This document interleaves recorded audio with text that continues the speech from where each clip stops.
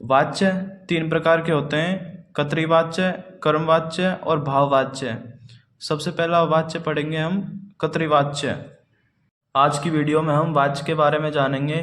वाच्य का अर्थ होता है बोलने का तरीका।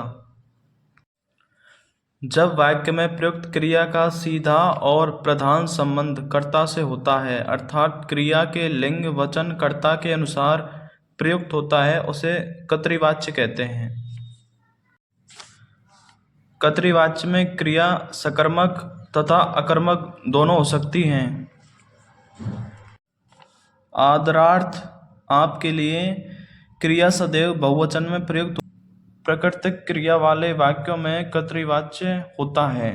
न परसर का प्रयोग किया जाता है। अब इसमें हम एग्जाम्पल देखेंगे। अध्यापक लेख लिखता है, भारत ने एक नया उपग्रह छोड़ा। हवा चल रही है, किसान खेत जोत रहा है, गर्मियों में लोग खूब नहाते हैं। हनुमान ने लंका जलाई, धूप निकल रही है। तो इन वाक्यों में सारे नियमों का पालन हो रहा है जो हमने ऊपर पढ़े थे। जैसे कि गर्मियों में लोग खूब नहाते हैं, गर्मियों में हवा चल रही है, इसमें प्राकृतिक क्रियाएं हो रही हैं। जैसे कि हनुमान ने लंका जलाई, इसमें न परसर का प्रयोग हो रहा है। तो ऐसे वाक्यों को हम कर्तृवाच्य कहते हैं। दूसरा पढ़ेंगे कर्मवाच्य। जब वाक्य में प्रयुक्त क्रिया का सीधा संबंध वाक्य में प्रयुक्त कर्म से होता है, अर्थात क्रिया के लिंग वचन कर्ता के अनुसार प्रयुक्त होता है, तो उसे हम कर्मवाच्य कहते हैं।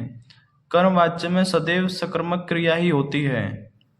इसमें कर्ता के साथ से या के द्वारा विभक्ति का प्रयोग होता है।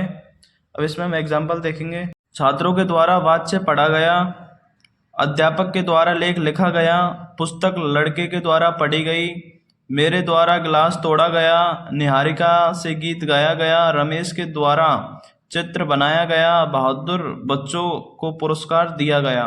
यानी कि इसमें के द्वारा का प्रयोग हो रहा है, तो इससे हम समझ सकते हैं कि ये कर्मवाच्य है।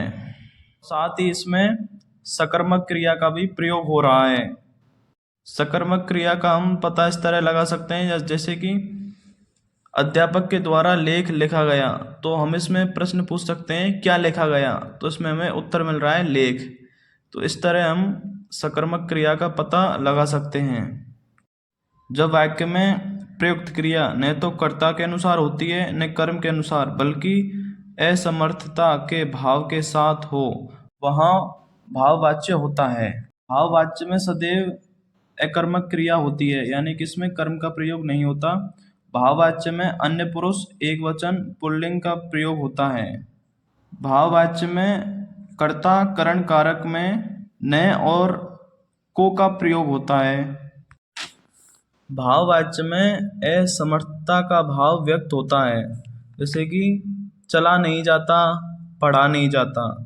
किंतु सकारात्मक अर्थ में भी भाववाचक हो सकता है, जैसे लड़के से दौड़ा नहीं जाता, अब तो मरीज से बोला नहीं जाता।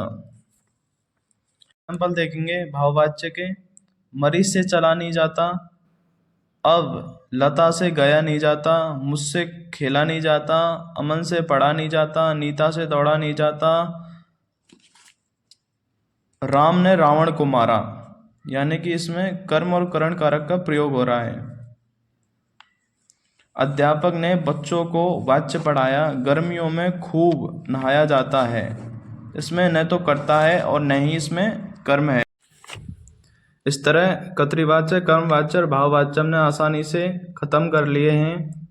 मिलते हैं अगली वीडियो में। Thanks for watching.